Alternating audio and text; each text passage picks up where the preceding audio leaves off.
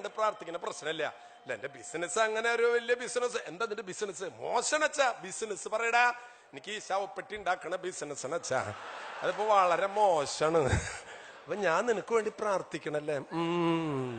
അപ്പൊ അതാണ് മനുഷ്യൻ.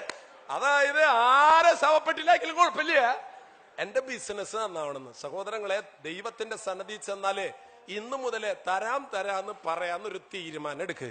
കൊടുക്കലാണ് പ്രിയമുള്ളവരെ സമ്പത്ത്. നമുക്ക് കിട്ടുന്നത് മുഴുവൻ നമുക്ക് ഭാരമായിട്ട് തീരുള്ളൂ. കൊടുത്തു നോക്കിയേ. കൊച്ചോസ ചിറ്റലപ്പള്ളിയിൽ നിങ്ങൾ കേട്ടില്ലേ? അദ്ദേഹം 1000 കോടി രൂപയാണ് ഒരു വർഷം 1000-ൽ കൂടുതലായി ഇപ്പോ. പക്ഷെ അദ്ദേഹം സന്തോഷിക്കുന്നത് കോടികൾ സമ്പാദിക്കുന്നതിലല്ല.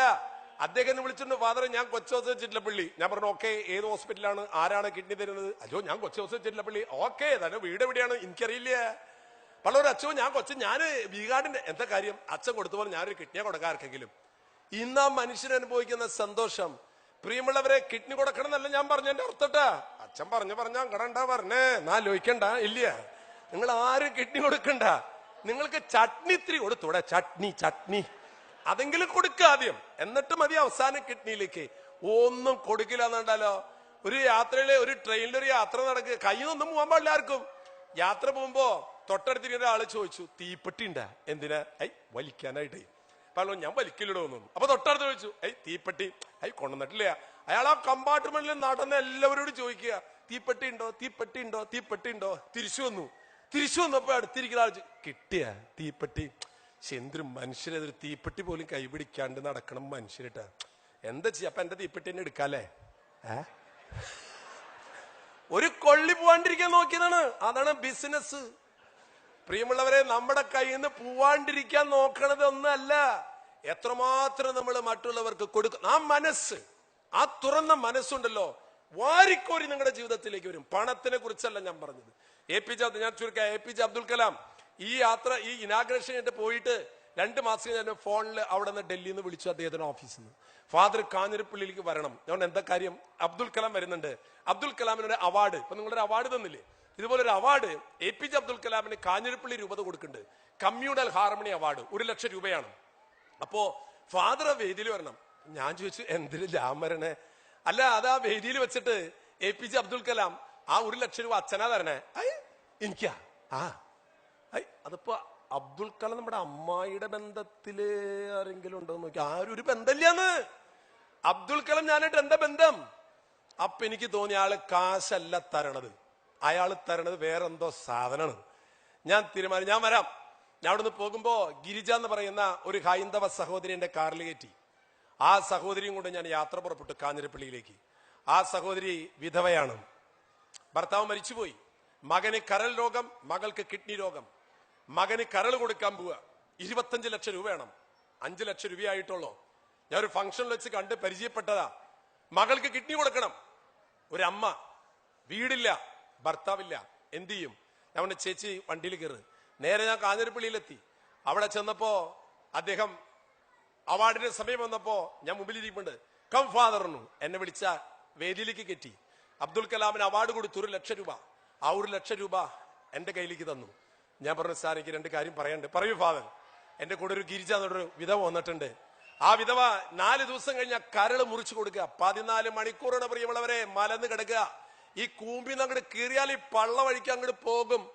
പൊളിച്ചു വെച്ച് 14 മണിക്കൂർ നീണ്ടെടുക്കുന്ന ശസ്ത്രക്രിയയിലൂടെ കരള് മുറിച്ച് മകന് കൊടുക്കുന്ന ഒരു അമ്മ.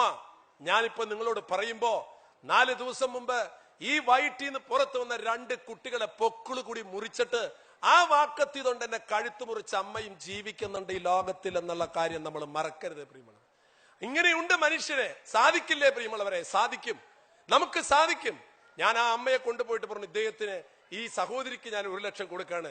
APJ അബ്ദുൽ കലാം പറഞ്ഞു, വെരി ഗുഡ് ഫാദർ. ഞാൻ അവിടെ ചെല്ലവരോട് ഈ സഹോദരിയുടെ കഥ പറഞ്ഞിട്ട് പറഞ്ഞു, പത്രത്തിൽ എഴുതിയ സഹോദരങ്ങളെ, മനുഷ്യൻ അറിയട്ടെ, മനുഷ്യന്റെ കരുണ പ്രവഹിക്കട്ടെ. പിറ്റേ ദിവസം മീഡിയകളിലൊക്കെ വാർത്ത വന്നു. 3 ആഴ്ച കഴിഞ്ഞപ്പോൾ ഈ ഗിരിജ എന്ന് പറയുന്ന സഹോദരിയുടെ അക്കൗണ്ടിലേക്ക് വന്നത് 1,04,00,000 രൂപയാണ്. 3 ആഴ്ച കൊണ്ട്. മനുഷ്യരുണ്ട് പ്രിയമുള്ളവർ ഈ ലോകത്തില്. മനുഷ്യന്റെ മനസ്സില് ദൈവം വസിക്കുന്നുണ്ടെങ്കിൽ നമ്മള് എല്ലാം കൊടുക്കും നമ്മൾ. അത് ലാഭമാണ് എന്ന് നമുക്ക് തോന്നും. അതിനുശേഷം ഓപ്പറേഷൻ കഴിഞ്ഞു. 40 ലക്ഷം രൂപ ആ മകന്റെ പേരിൽ ഡെപ്പോസിറ്റ് ചെയ്തു. ഗിരിജ എന്ന് പറയുന്ന ചേച്ചിക്ക് 25 ലക്ഷം വീട് വാങ്ങിച്ചു കൊടുത്തു. 15 ലക്ഷം ആ ചേച്ചിയുടെ ഡെപ്പോസിറ്റ് ഇട്ടു. ആ മകൾക്ക് 10 ലക്ഷം ഇട്ടു. എന്റെ കയ്യിൽ 10 പൈസ ഇല്ല, എനിക്ക് ബാങ്ക് അക്കൗണ്ടും ഇല്ല, ഒരു പ്രോപ്പർട്ടി ഇല്ല. അതിന്റെ ഒരു സുഖം അനുഭവിക്കുന്ന ആളാണ് ഞാൻ. പക്ഷെ ഇന്ന് ആ സഹോദരിയുടെ കയ്യിൽ പണം എല്ലാം കൊടുത്തു, എന്റെ കയ്യിൽ ഒന്നുമില്ല. എന്താ സുഖം? ആ സഹോദരി അനുഭവിക്കുന്നതിനേക്കാൾ പരമസുഖത്തിലാണ് ഞാൻ, പരമസുഖത്തിലെ. എന്റെ സന്തോഷം നിങ്ങളോട് പങ്കുവെക്കലാണ്, ഞാൻ ചെയ്ത കാര്യം പറയലല്ല. നിങ്ങൾക്കും ആകാം പ്രിയമുള്ളവരെ. ജീവിതത്തിന്റെ സന്തോഷത്തിൽ കടന്നു വരാൻ നിങ്ങൾ ഞാൻ ആഹ്വാനം ചെയ്യുകയാണ്. അതിനുശേഷം ഈ ചേച്ചിയോട് ഞാൻ പറഞ്ഞു, ചേച്ചിയെ 1 ലക്ഷം അബ്ദുൽ കലാം തന്നില്ലേ, അത് 2 ലക്ഷം ആക്കിയിട്ട് ഇങ്ങോട്ട് തിരിച്ചു തരിക. 2 ലക്ഷം എന്റെ കയ്യിൽ ഞാൻ ഫെഡറേഷനിൽ വെച്ചിട്ടുണ്ട്. ഡൽഹി പോയപ്പോ ഞാൻ അബ്ദുൽ കലാമിന്റെ അടുത്ത് നിന്നിട്ട് ഈ കഥ പറഞ്ഞു. അദ്ദേഹം പൊട്ടിച്ചിരിച്ചു. ഭയങ്കര അത്ഭുതമാണല്ലോ ഫാദർ ചെയ്ത പ്രവൃത്തി കൊണ്ട് ഇത്ര വലിയ ഫലം ഉണ്ടായോ? ഞാൻ പറഞ്ഞു, സാറ് അടുത്ത പ്രാവശ്യം കേരളത്തിൽ വരുമ്പോഴേ എന്നെ അറിയിച്ചോളൂ. എന്തിനാ? 1 ലക്ഷം തന്നത് 2 ലക്ഷമായിട്ട് അങ്ങോട്ട് തിരിച്ചു തരാനാണെന്ന്. അതെന്തിനാ? സാറിന് 1 ലക്ഷം തന്നു, നമ്മൾ 2 ലക്ഷമായിട്ട് അങ്ങോട്ട് തിരിച്ചു വന്നു. തിരിച്ചു വരുമ്പോ ഞാനൊരു ചേച്ചിനെ കൊണ്ടുണ്ടാവൂട്ടാ. അതെന്തിനാ? ആ ചേച്ചിക്ക് 2 ലക്ഷം കൊടുക്കാൻ. എന്നിട്ട് അടുത്ത പ്രാവശ്യം താങ്കൾ വരുമ്പോ ആ 4 ലക്ഷം ആക്കി തിരിച്ചങ്ങോട്ട് തരാട്ടാ. പിന്നെ പ്രാവശ്യം വരുമ്പോ 8 ലക്ഷം. പ്രിയമുള്ളവരെ, ഈ ലോകത്തിൽ അത്ഭുതങ്ങൾ നടക്കും, എന്നും അത്ഭുതങ്ങൾ നടക്കും. നമ്മുടെ മനസ്സ് നന്മ നിറഞ്ഞതാണെങ്കിൽ. ഞാൻ എന്റെ വാക്കുകൾ ചുരുക്കുന്നു. നിങ്ങളുടെ ഈ സ്നേഹത്തിനും നിങ്ങളുടെ ഈ വലിയ കാരുണ്യ പ്രവാഹത്തിനും സന്തോഷമുണ്ട്. ഇതൊരു ഹാർവെസ്റ്റ് ആകണം. നിങ്ങൾ കൊയ്ത് കയറ്റണം. നിങ്ങളുടെ മനസ്സുകളെ കഴുകി വൃത്തിയാക്കണം. മനുഷ്യരോട് കരുണ കാണിക്കാൻ എന്നെ നിങ്ങൾ ആദരിക്കുക എന്ന് പറഞ്ഞാൽ എന്നെയല്ല, ആ പ്രവൃത്തിയെയാണ് നിങ്ങൾ ആദരിച്ചതും സ്നേഹിച്ചതും. അങ്ങനെ ആദരിക്കും സ്നേഹിക്കുന്നുണ്ട് എങ്കിൽ നിങ്ങൾ തന്ന തുകയുണ്ടല്ലോ, ഞാൻ ആരുടെയും അവാർഡ് വാങ്ങിച്ച ആ തുക ഞാൻ കൊണ്ടുപോകാറില്ല. ആ തുക ഇവിടെ അച്ഛന്റെ കയ്യിൽ ഞാൻ ഏൽപ്പിക്കും. ഇവിടെ വന്നുകൂടിയിരിക്കുന്ന എല്ലാവരും കേട്ടല്ലോ, നിങ്ങള് 10 ദറംസ് വെച്ച് അച്ഛന്റെ കയ്യിൽ കൊടുക്കുക, ഈ അക്കൗണ്ടിലേക്ക് കൊടുക്കുക, ഈ തുകയിൽ വെക്കുക. എന്നിട്ട് ഇവിടെ ഒരു കിഡ്നി രോഗി കഷ്ടപ്പെടുന്നു, അവൻ മരണത്തോട് മല്ലടിക്കുന്നു, അവൻ അത്ര അർഹതപ്പെട്ട വ്യക്തിക്ക് അത് നിങ്ങൾ കൊടുക്കുമ്പോൾ നിങ്ങൾ കൊയ്ത് കയറ്റും പ്രിയമുള്ളവരെ ജീവിതത്തിൽ. അതുകൊണ്ട് ഈ പൈസ ഞാൻ ഇവിടെ വെക്കുകയാണ്. എന്നെ കേട്ട എല്ലാവരും അച്ഛന്റെ കയ്യിൽ എനിക്ക് അത്രയൊന്നും എനിക്ക് അറിയില്ല. പക്ഷെ അതിനുവേണ്ടി ദൈവം ഒരു മനുഷ്യനെ നിശ്ചയിച്ചിട്ടുണ്ടാവും. ആ ആൾ ആരാണെന്ന് പോലും എനിക്കറിയില്ല. അങ്ങനെ വേണം. ചെതൽ പിടിക്കാത്ത, കള്ളം കൊണ്ടുപോകാത്ത സമ്പത്ത് സമ്പാദിക്കണം. നമ്മൾ മരിച്ചു പോകുമ്പോ മക്കൾക്ക് കൊടുത്തതിന്റെ കണക്കൊന്നും സ്വർഗരാജ്യത്തിൽ എഴുതി വെച്ചിട്ടുണ്ടാകില്ല. ഈ UAE നിങ്ങൾ എന്ത് സമ്പാദിച്ചു എന്നുള്ളത് സ്വർഗത്തിൽ എഴുതില്ല. മനുഷ്യന്റെ ഹൃദയത്തിൽ സമ്പത്ത് സമ്പാദിക്കണം പ്രിയമുള്ളവരെ. മനുഷ്യന്റെ ഹൃദയമാണ് ബാങ്ക്. ഓരോ മനുഷ്യനും നമ്മൾ ചെയ്യുന്ന നന്മ പ്രവർത്തികൾ അവന്റെ ഹൃദയത്തിൽ ചെന്നാൽ പേരിൽ ഡെപ്പോസിറ്റ് ചെയ്യും ഈശ്വരന്റെ ദൈവത്തിന്റെ സന്നദ്ധിയിൽ. എന്റെ വാക്കുകൾ ഞാൻ ചുരുക്കുന്നു. സന്തോഷമുണ്ട്, തികഞ്ഞ സന്തോഷമുണ്ട്. നിങ്ങളുടെ അവാർഡ് അത് നിങ്ങളുടെ സ്നേഹമാണ്. പക്ഷെ എനിക്ക് നിങ്ങളോട് പറയാനുള്ളത്, നമ്മൾ ഈ UAE വന്നിട്ട് മലയാളികൾ ഇവിടെയുള്ള മനുഷ്യ സമൂഹത്തിന്റെ മുമ്പിൽ കാണിച്ചു കൊടുക്കണം, മലയാളിയുടെ മനസ്സ് തങ്ക മനസ്സാടോ. Thank you very much.